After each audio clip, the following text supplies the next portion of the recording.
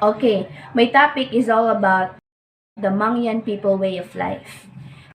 The Mangyan subsistence economy used to center on shifting cultivation complemented by hunting and gathering during the dry season.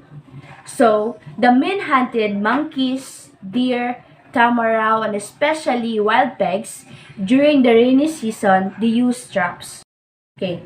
Ang kabuhayan ng mga mangyan ay nagtatanim po sila ng mga iba't ibang uri ng mga pananim tulad ng kamote, palay, at taro.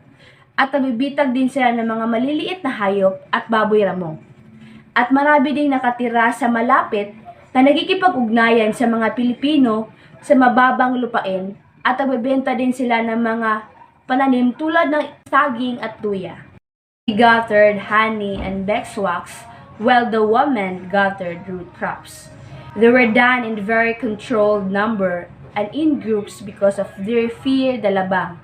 So it means animal or evil spirits, which is the guard of the forest. Hunting and gathering, however, has drastically declined because of the overexploitation of forest resources, particularly by logging concession of the export of timber. The Hanono's thorough knowledge of their flora makes for a Mangyan farming system that is ecological sound. They are able to distinguish between 1,200 varieties of plants for which they have some 1,600 indigenous names. More than 90% of these plants are used as food and medicine and for ritualistic and technological use. They have about 400 varieties of plants which they grow in their tamnan. The structural anthropologist Claude Levi-Strauss has used the Hanono's relationship to their natural world and the numerous specific terms that they use to describe their flora and fauna as empirical proof that riches of abstract monopoly of civilized languages. Mangyan's practice of Swedish farming, also known as shifting slash and burn dependent of the availability of cultivable space, the vagaries of climate and environment and external pressures such as forced displacement and resettlement. However, government restriction on the once widespread practice of Sweden farming have led the Mangyan to employ intensive cultivation of their farms located on mountainsides and other cleared land. Increasingly, a number of Mangyan are shifting from purely subsistent production to partial cultivation of cash crops, particularly maize. The traditional practitioners of Sweden farming are typified by the Batangan, also known as the Taobid group, whose very name where field tree trunks may be found is literal derived from the nature of their main economic activity. In their kaingin, the Batangan produce and plant rice, kamote, cassava, taro, and other crops. Other economic activities are hunting, fishing, and trapping. Among the Taobid or Batangan, there are two types of household. The individual household, which is occupied by the one nuclear family, and the compound household, which is occupied by several families. Hello, I'm Angel Biharalbe and I'm going to report the story of Mangyan tribes in Mindoro. The earliest accounts that mention Mindoro and its people are found in 13th century Chinese dynastic records. A number of Chinese state documents, particularly those written in the Song and Ming dynasties, suggest that before the coming of the Spanish conquistadors, commercial trade was flourishing between the inhabitants of Mindoro and Chinese merchants. Isa na sa dito na ang pinakaunang mga salaysay na bumabanggit sa Mindoro at sa mga tao nito ay matatagpuan sa ika-13 siglong mga rekord ng dinastiyang Chino. Ang ilang mga dokumento ng Estado ng China, particular ang mga nakasulat sa mga dinastiya ng Song at Ming. Bago dumating ang Espanyol na mananakop, ang komersyal na kalakalan ay umuunlad sa pagitan ng naninirahan sa Mindoro at mga incheck na mga ngalakal. Objects unearthed on the island such as ceramics, porcelain, large earthenware, beads, and glass objects are evidence of pre-colonial trade, which contributed to the shaping of an indigenous material culture among the early inhabitants of Mindoro. Ang mga bagay daw na nahuhukay sa isla ay isang katibayan ng pre-colonial na kalakalan na nag-ambag sa paghubog ng isang katutubong material na kultura sa mga unang naninirahan sa Mindoro. The island was a viable and busy trading port. One of the many islands are regularly visited by Chinese merchants. Ang isla daw ay isang mabubuhay at abalang daungan ng kalakalan. Isa sa maraming isla na regular na binibisita ng mga lalakal na Chino.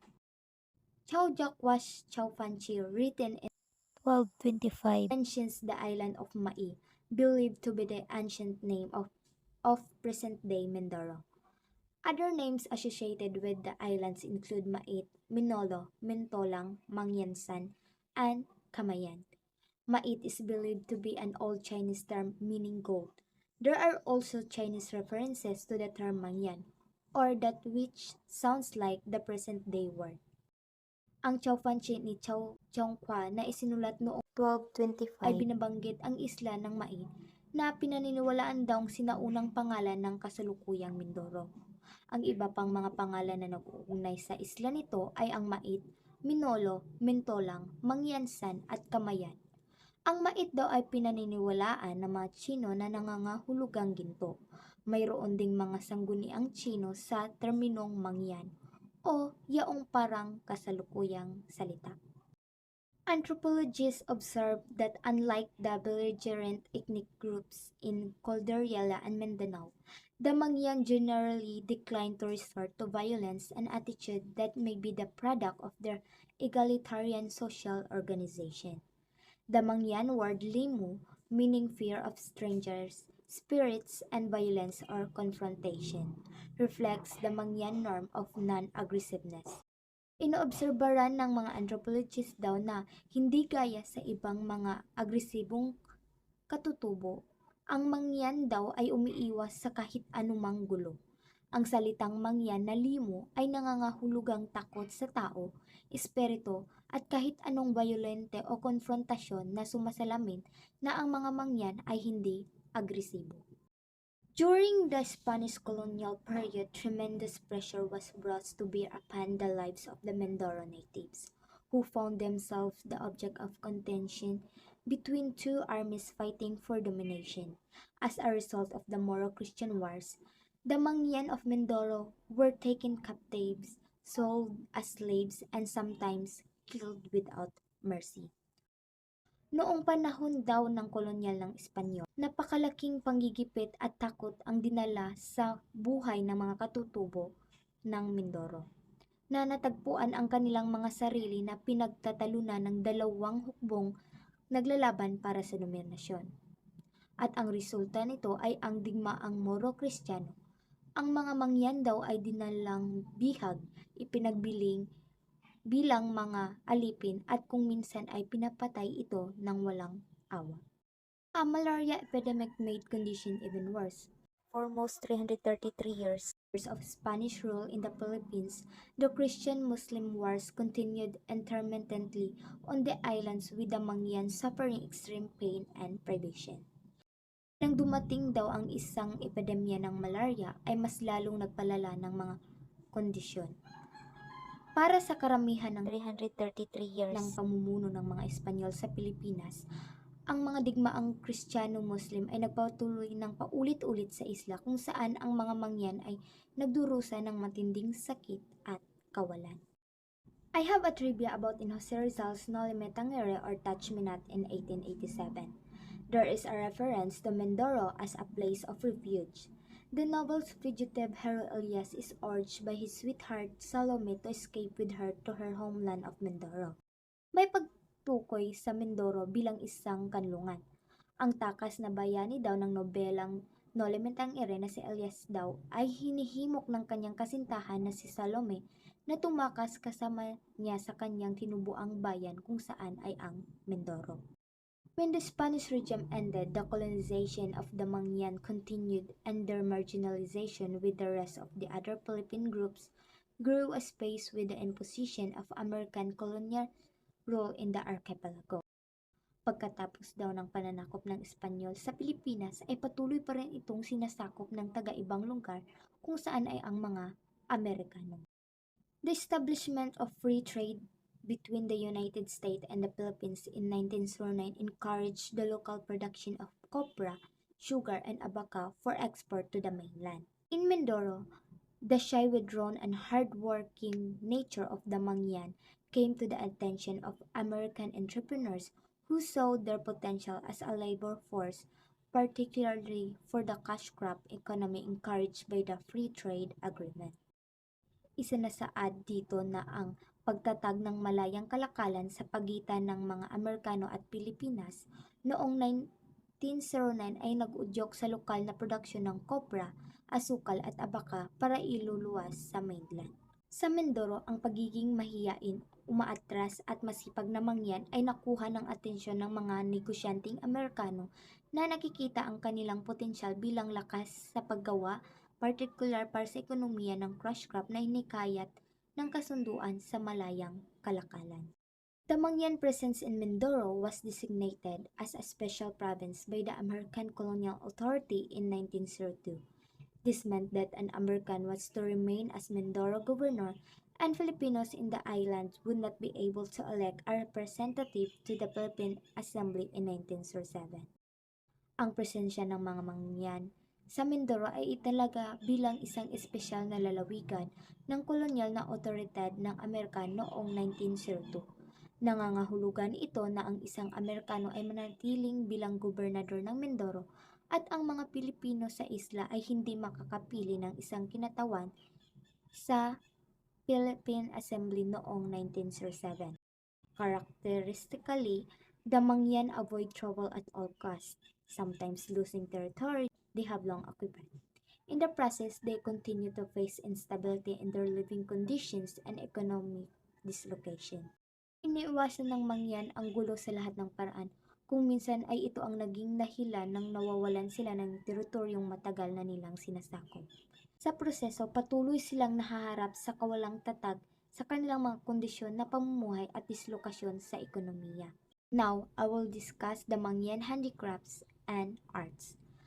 The Hanuno'o Mangyan have preserved a great part of their beliefs and culture despite the onslaughts of the lowland culture brought by the lowland traders, religious missionaries, private organizations, and government workers. Perhaps this is the direct result of the retreat to the mountains caused by the migrants' appropriation of their ancestral lands. Napanatili ng Hanunoong Mangyan ang malaking bahagi ng kanilang mga paniniwala at kultura sa kabila ng pananalasa ng kultura sa mababang lupain na dala ng mga mangangalakal, mga misyonerong relihiyoso, pribadong organisasyon at mga manggagawa ng gobyerno. Marahil ito ang resulta ng kanilang pag-urong sa kabundukan dulot ng pang-aangkin ng mga migrante sa kanilang mga lupaing ninuno. Rutay Mangyan, their way of dressing distinguishes the Hanunuo from other indigenous groups as well as from the lowlanders. The male uses a baag or a G-string for the lower part and the sleeve balukas which reaches the navel for the upper part. The females uses the ramet and they have two kinds of covering for the upper part of the body, the sleeve lambong and the sleeveless sobon. These articles of clothing are made from cotton which they plant and color with an indigo dye from the plant named tagum. They are woven by the woman with a backstrap loom and are normally embroidered with red and white cross-like designs called pakodos. The pakodos motif may also be explained by the sacred number 4 and the mandala symbol often seen in Southeast Asian art. Hanuno'o men and women wear the hagkos, 12 rattan belt with a pocket around their waist. Women wear the holon, a belt made from the nito. They wear their hair long and sometimes use a headband made of beads or bori and nito. Hanuno'o Mangyan of all ages and gender are fond of wearing necklaces and bracelets made from beads. Ang mga hanunoong mangyan daw sa lahat ng edad at kasarian ay mahilig magsuot ng necklace at bracelets na gawa sa butil. As you can see in the picture, these beads are used not only for decoration but also for magical, religious, and judiciary purposes. They are used as adornments by lovers in curing a sick person, white beads only, in rituals presided over by the Pandaniwan, and for paying fines, the quantity depending on the severity of a wrongdoing. Ang mga kwintas na ito ay ginagamit hindi lamang para sa dekorasyon kundi pati na rin para sa mga layunin ng mahiwagang relihiyon at hudikatura. Ginagamit ang mga ito bilang mga palamuti ng magkasintahan sa pagpapagaling ng isang may sakit, sa mga ritual na pinamumunuan ng pandaniwan at sa pagbabayad ng multa. Ang dami ay depende sa tindi ng isang maling gawain. Among the Iraya males wear bahag fashioned from tree bark or balat ng puno, the kaitong and the talawak. The females wear the tapis or skirt-like covering made from bark, the lingog, and the sagpan or pamanpan to cover the breast. They wear kudyasan made from tigbi seed and panalingnaw.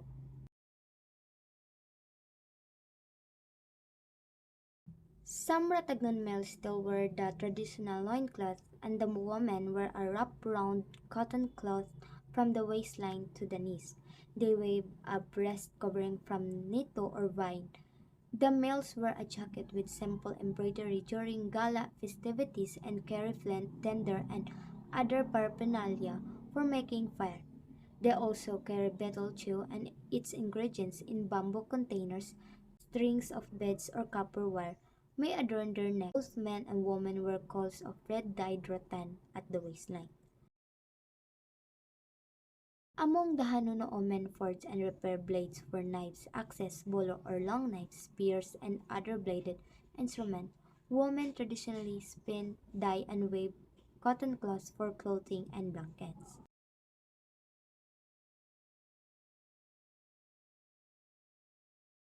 Tailoring and the embroidery garments is usually women's work, while men carve the handles and scabbards. Open basketry is mainly women's work, but sewn goods, twisted cordage, and other goods are crafted by both sexes.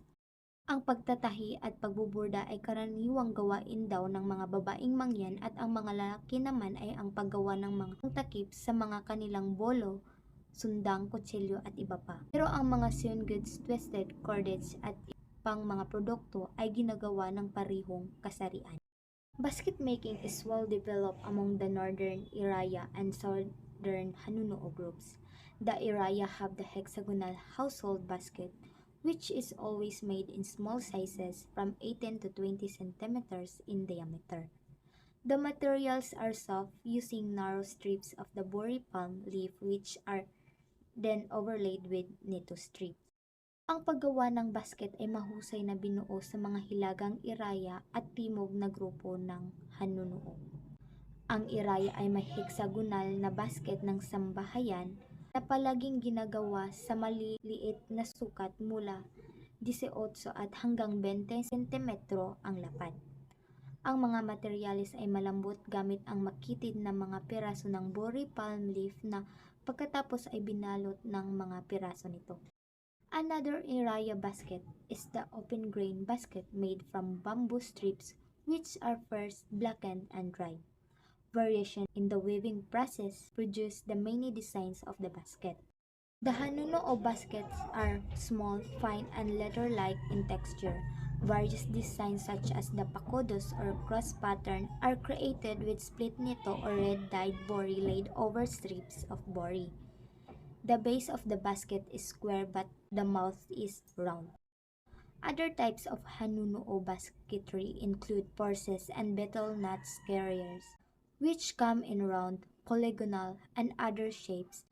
The covers fit snugly on the containers. Palm leaf art consists of mats made of bori and piusuposo, heart-shaped rice pouches. Containers of the betel cho or its ingredients are made of materials abundant in the area. Bunga or nuts from the areca palm are usually kept in open containers such as the kamaman or bayong. The ingredients of the betel chew that are carried in such baskets are the litlit or leaf of betel pepper vine, bunga, apog or slake or saturated lime, made of powdered arapugon or mollusk shells, and tobacco or tobacco leaf that is mainly grown for betel use. As you can see in the picture, the luka is made of two bamboo tubes, the shorter serving as lid. The killing variety of bamboo is preferred. The binalakwas or payungan is like the luka but its lid is made of bori. The tinangkupan killing is also a bamboo tube container, both ends of which are plugged tightly by a piece of wood. These bamboo containers are usually adorned with ambahan inscriptions. The tinangkupan sungay is fashioned from carabao horn, the kalamoka from young coconut shell, the tabayag from gourd, and the kagat alimango from the claw of a large alimango or crab. The making of kwako or clay pipe by the bangon and tauboid has a ritual character to it. It must be done in all seriousness and laughing is not allowed.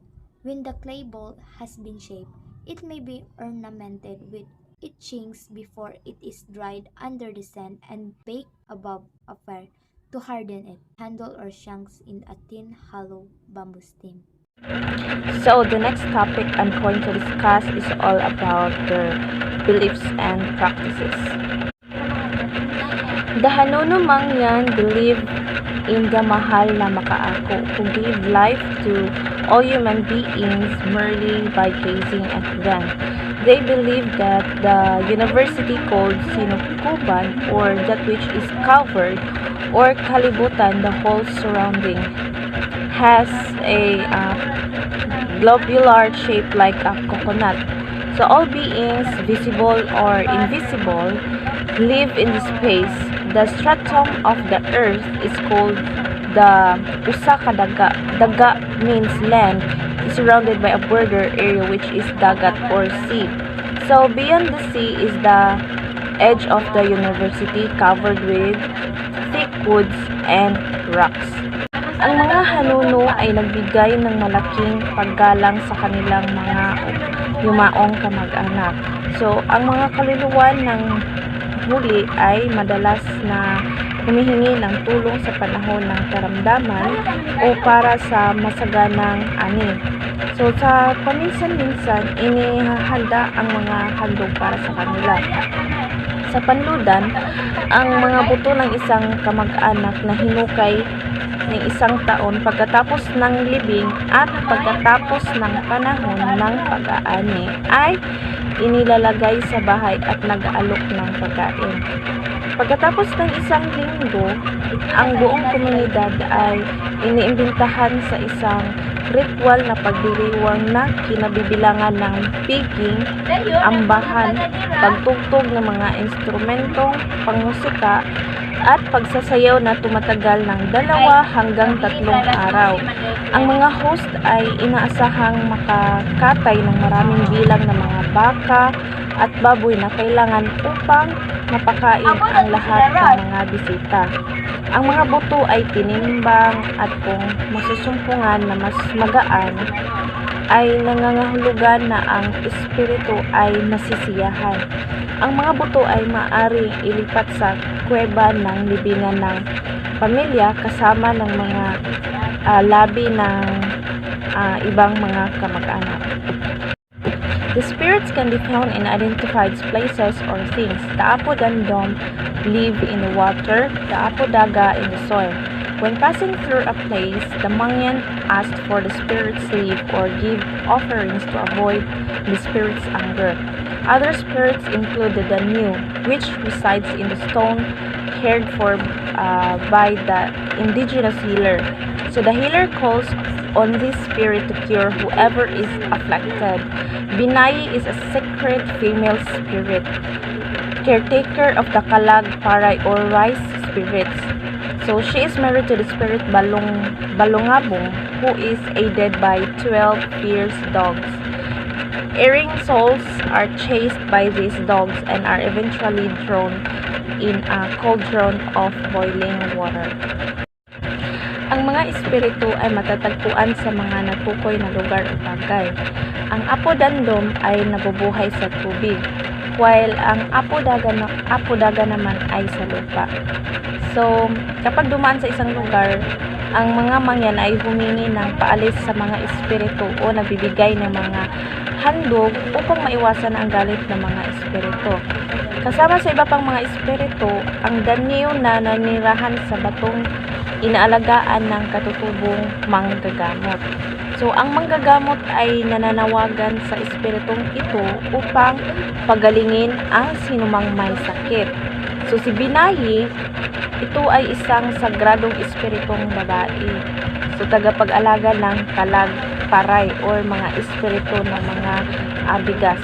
So, siya ay kasal sa espiritong balungabong na tinulungan ng 12 mabangis na. Ang mga maling kaluluwa ay hinahabol ng mga asong ito at kalaunan ay nalunod sa isang kaldero na kumukulong tubig. Malaking kahalagahan ang ibinigay sa ritual na pagsasagawa ng unang pagtatanim ng binhi ng palay sa karamihan ng mga grupo ng mangyan dahil sa kahalagahan ng palay sa kanilang kabuhayan, dieta at espiritual na paniniwala. So, kailangang mapayapa ang kalagparay upang matiyak ang masaganang ani. So, ito ang dahilan kung bakit mga tiyak na ritual ay isinasagawa sa bawat yugto sa pagtatanim ng palay. Ang panudlak ay binubuo ng seremonya ng unang pagtatanim ng palay, ang seremonya ng pagtatanim ng palay mismo, at ang mga seremonya ng pag-aani. So, ang mga ritual naman sa pag-aani ay binubuo ng magbugkos or nagbubuklod ng mga tangkay ng palay at ang pamaguhan nakasunod ng pag-aani. The labang which live at the edge of the world can take on animal and human forms before killing and eating their victims. They are believed to roam the areas they used to frequent during their mortal existence until they move on to dwell in Binayi's garden, where all spirits rest. Ang labang na nakatira sa dulo ng mundo ay maaaring magkaroon ng anyo ng hayop at tao bago patayin at kainin ang kanilang mga biktima. So, pinaniniwalaan silang gumagala sa mga lugar na madalas nilang pinupuntahan sa kanilang mortal na buhay hanggang sa lumipat sila upang manirahan sa hardin ni Binayi kung saan nagpapahinga ang lahat ng mga espiritu. So, the Mangyan also greatly fear people who practice amirit and panhin or black magic, victims of which become gravely ill or even die. So, labis din ang takot ng mga Mangyan sa mga taong nagsasagawa ng amurit at panhin or what we call black magic na mga biktima na magiging malubha ang sakit o namamatay pa nga. Tao buid or Batangan cosmogony is less clear. They believe in four deities who are all naked.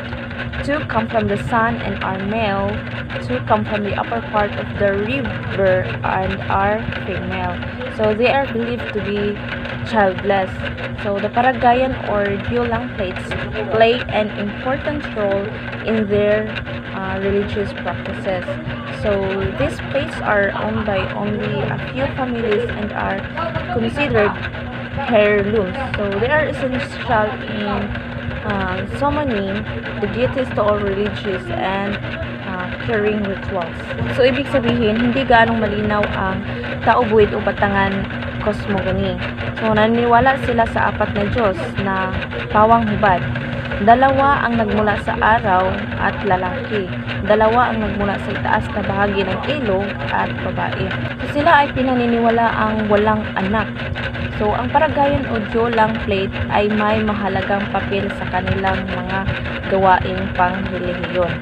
So, ang mga plate na ito ay pagmamay-ari lamang ng ilang pamilya at itinuturing na mga heirloom.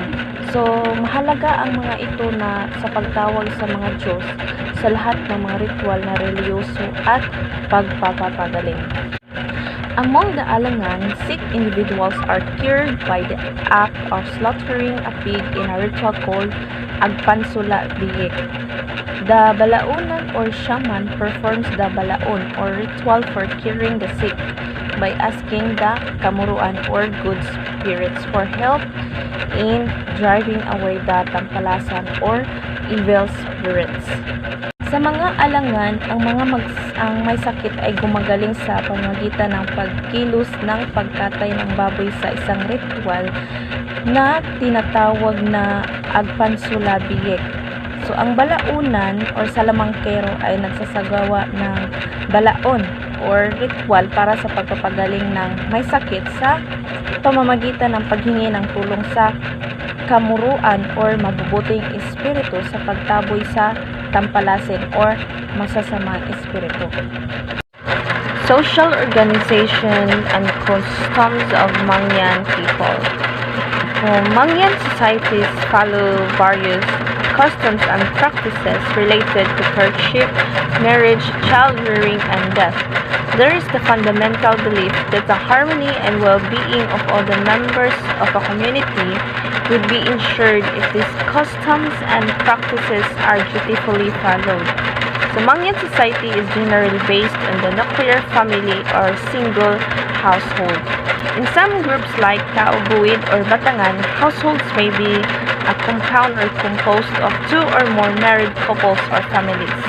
Among the Hanunu, while it is ideal for a newly married couple to live in their own house, newlyweds may live temporarily with their in-laws, thus making for an extended family. Generally, courtship requires that a young man win the approval of both the maiden and her family. He may be required to serenade her with songs and poetry, after which he is expected to render his services on the Sweden farm owned by the maiden's family or through a grand feast for his prospective in-laws and bride. A young man must also be prepared to pay for the bride price or to offer presents to the bride's family. These presents may be in the form of food, domesticated animals, or jewelry. A young unmarried male must leave the settlement for some time in search for a bride. He must travel far to look for an unmarried young woman for his bride because the women who live in this settlement are usually his kinfolk. Child marriages are practiced in some Mangyan groups as well as marriages arranged by the families of a young man and a young woman. The institution of the go-between is found in some of the groups. This person who helps work out acceptable arrangements between the families of the bride and the groom is usually an elderly male kin of the groom. Among the Araya Mangyan, the marriage ceremony is officiated by an old member of the village. The elder person joins the hands of the couple in prayer, begging Apo Araya to bless the couple with children, health, and long life. So Apo Araya was probably the first pioneer to lead the first settlers or ancestors of the Araya to their present upland domain. In other Araya villages, the newlyweds are asked to lie down on a mat to ensure for themselves a fruitful marriage. So after the ceremony, they are not allowed to sleep together for the first 8 days. Among the Hanunu, the first step to marriage is layis, the courtship which takes place in the woman's house. So the boy usually takes his friends along, bringing with them musical instruments and white blankets called chilmon. So at night, when they reach the home of the girl, they cover themselves with the blanket and approach the house quietly. Then they suddenly start playing their musical instruments. So So the boy tries to win the girl's affection by singing an ambahan or lyric poem. So all the while his head is covered with a blanket, making it impossible for the girl to guess his identity. If the girl does not refuse the serenade, she allows the boys to enter her home. The courting process is repeated many times. When the boy and girl decide to get married, the girl introduces him to her parents. So the boy stays in their home to render bride service on their Sweden farm for a period called aguman. Then the boy introduces his bride to his parents, a practice called tabunan or accompanying. Then follows the harampanan, literary conversation. So an elderly king asks and go between for both families in setting the date for the harampanan. On the agreed date, the boy's father prepares rice and pig for the feast and goes with wife and son to the house of the girl's parents. Boy and girl sit and wait for the arrangements to be finished. If the parents of both sides agree to the marriage, the rice and pig are cooked and everyone celebrates. But if the parents disagree, the couple may elope. Marriage between close relatives is prohibited and is punished with fines. So the newlywed couple stays with the bride's family following the matrilineal system. Divorce is recognized, and when this occurs, the welfare of the children is considered. Monogamy is the general rule, but polygyny and polyandry are allowed with the consent of the first spouse. So some Mangyan, male and female alike, have married up to 5 times. There are close cooperation between husband and wife, but women appear to be overworked and emaciated due to early marriage. So infant mortality is high, and a number of mothers die in giving birth to stillborn babies. Among the Batangan, filial respect and a kind of seniority system are observed, which are both practiced in most cultural groups in the country. So the father exercises overall authority and responsibilities. The parents, who are called Pupoyna or mother, and Pupoma or father, as well as the old folks, are given due respect by the younger members of the family. So it is believed that violation of this filial duty would lead the offender to a life of unhappiness. Respect for the elders is manifested in various ways, such as in the use of the functional intermediary. So when children wish to get a favor from either parent, they appeal through the other parent.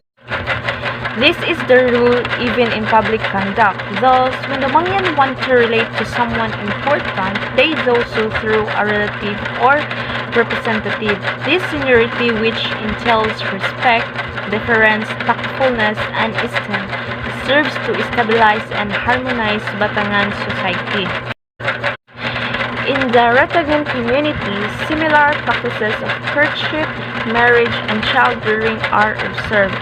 Marriage is not difficult to attain, but passes through the stages of courtship and bride service.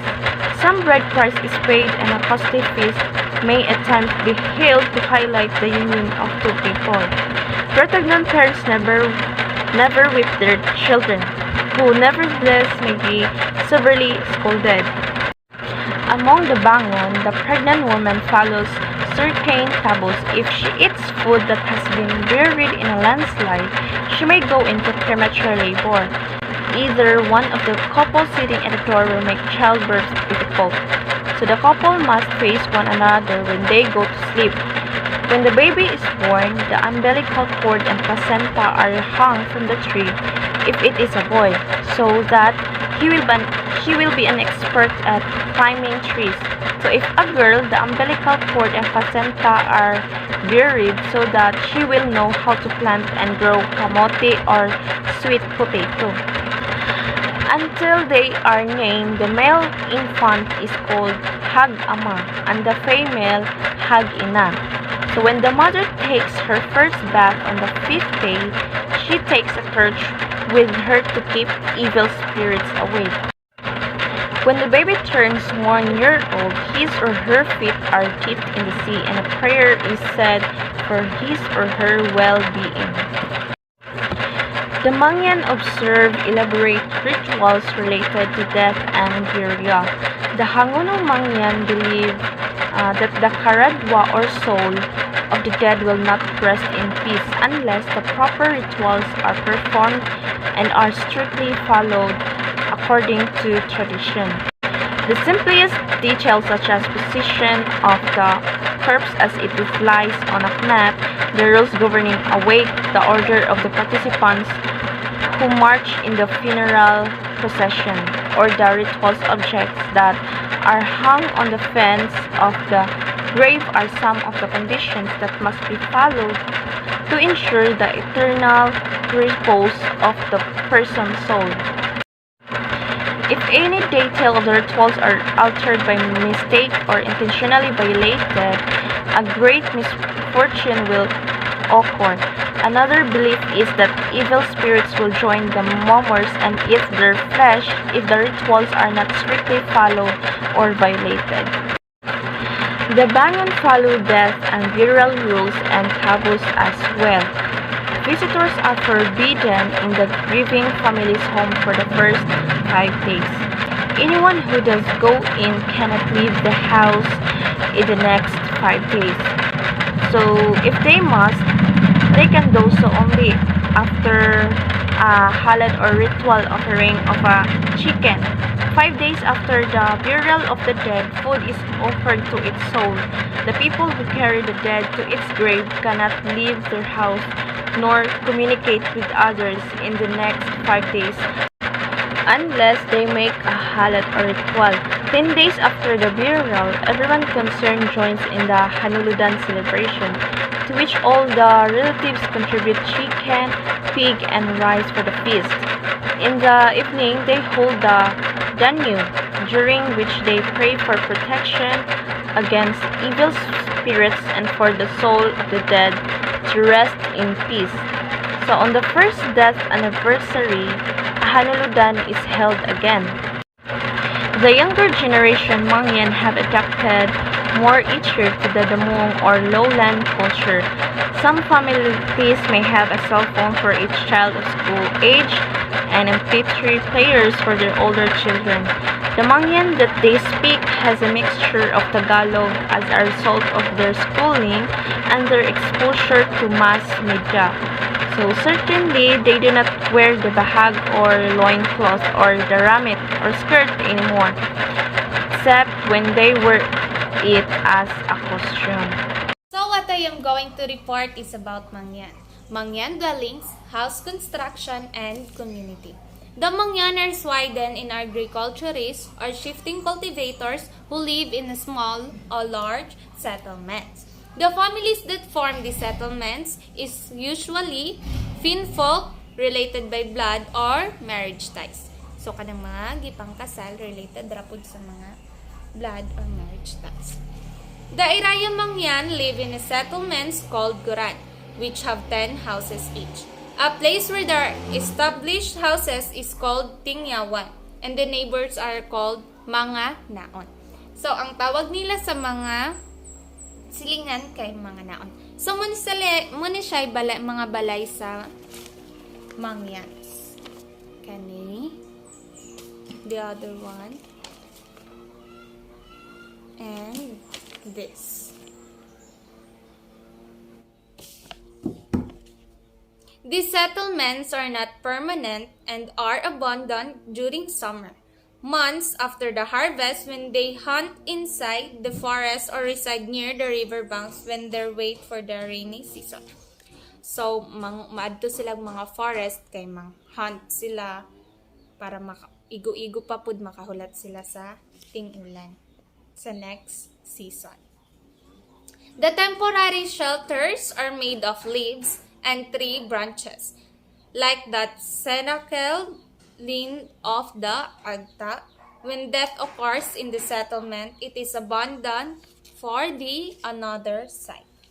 So, sa akong pag-search kay, kini may nakita. Kani.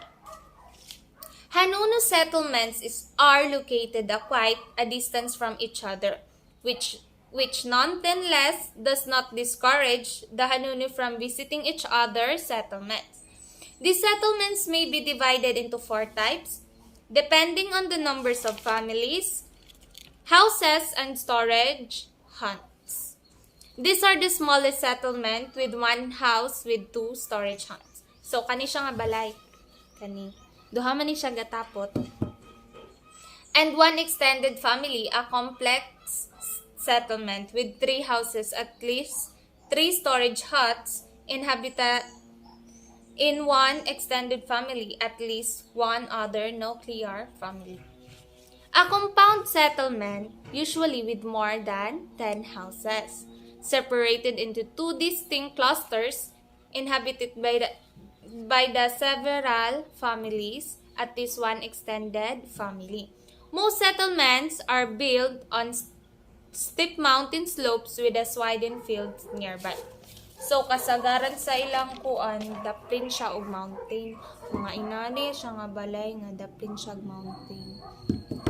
Kani siya kay agkatong maning kunuhay, agkatong kani okay pud ni siya kay daplin pud ni siya og mountain. So, Hanuno house are sturdy, called 4-cornered structures raised some meters above the ground on wooden and bamboo posts, floored with bamboo, hip-roof with kugon, with 2 doors and windows. So, modyo ni siya nga balay. Kini more on bamboo ni siya. Then, ang iyang atop is kanang mura siya grass bitaw. Dayon, duha ni sila kabukportahan sa kusina o sa pasulod. The design of the Mangyan house and community up of the present indicates their disposition toward the foreigners or invaders. The doorway of sakbawan, ladder ni siya kaning sakbawan ha, of the Mangyan Balay Lakoy, big house, allow entry to only 1 person at a time. So, ang mga kuan, ang mga big house, isa ra siya pwede ang makasulod sa inatan.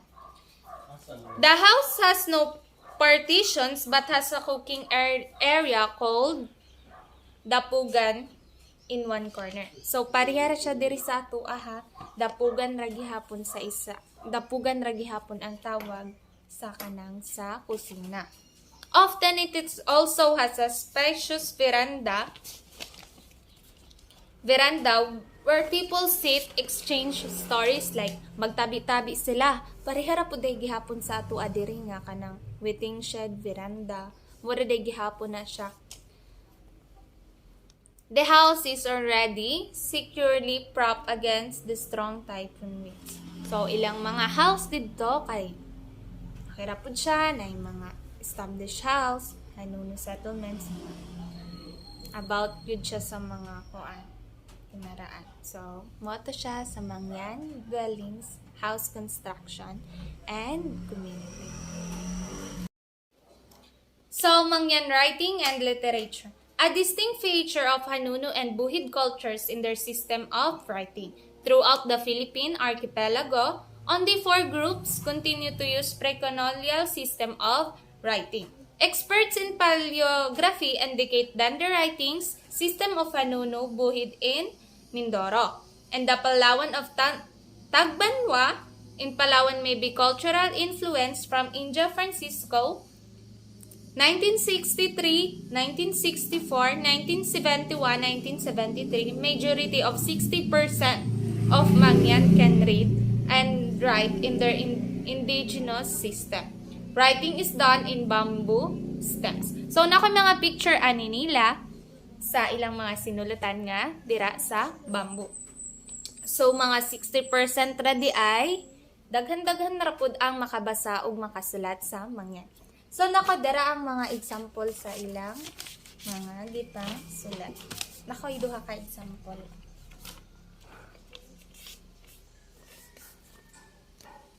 Kani siya. And this. Dere man nila gibutang ang ilang mga sinulat. And then, although modern writing material has been available to the Mangyan. Traditional material is still highly favored, bamboo strips and tree banks for this type of script. Ako naman ninyong gipakita, no? The scribing of poetry of graffiti is found everywhere in Hanunulan. Tree trunks, fronds, bamboo sticks, and even on baskets. Woven into decorative patterns, approximately 70% of the Hanunumangyan are literate, owing to this widespread passion of writing. Hanunumangyan of Bulalakaw, Oriental Mindoro writing, poetry called Ambahan on Bamboo. So, ang mga tawag sa Mindoro writing, poetry, Ambahan on Bamboo is CCP collection. Among the Southern Mangyan groups, the more important poetic forms of the Urukay of the Buhid and the Ambahan of Hanuno. The Urukay is the Buhid's poetic form which is similar to but not the same of the Hanuno Ambahan. It is chanted to the accompaniment of homemade guitar. So, writing in the Hanuno script, the Ambahan is a poetic form with the 7-syllable lines. The term are final syllable. The chiming of the Ambahan is done without a definite musical pitch or accompaniment is enchanted or recite to express an adjectival way and in poetic language certain situations or characteristics to which the speaker is referring. Some words are usually exclusively in the Abahan of Bansay for amang. Father, ang tawag nila sa papa is amang. Amang daw. Sa suyong is for inang. Suyong mo na silay sa mama. Kaghan for dahom, water. Kaghan for danom. Danom, I mean danom. Water. And then, labag for balay. Labag for balay. Muna siya tawag sa ila. And bunay for niyog. Bunay, lubi na siya nato sa atua diri. Muna siya lubi. Words are originating from other language such as Spanish, Tagalog, and Visayan are usually sparingly. They are many ambahan as there are phases and aspects in human life. Childhood, adolescence, courtship, housing, sickness, domestic problems, food and work, traveling, hospitality and friendship, marriage, old age, dying, and death. So, same maragihapon siya sa ato, parihara dire. The ambahan is often carved on handy items such as lime, bottle nut, the tobacco containers, bolos shells, violin, guitar, and even bamboo beams of the house. Thus, while most ambahan are handed down from the generation to generation, new ambahan is also created by each generation. The main subject matter of the ambahan is nature such as birds, flowers, trees, insects, as well as the sun, moon, stars, rain, and wind. So, same ra gihapon diri sa ato. Of course, same ra jud. However, these images are not treated literally by the Mepo Ricali. The characteristics of a flower are described not only for their own sake but also to symbolize certain aspects of life of human nature. So, na ako'y ipak sa next, akong isumpay diri na ako'y ipakita ng mga examples of the ambahan and the occasions or purposely for which they are recited. This ambahan is about the children finding a wound or sickness to escape the court. So, ako lang ipakita, isunod na ako ani nga video. So, thank you. That's all.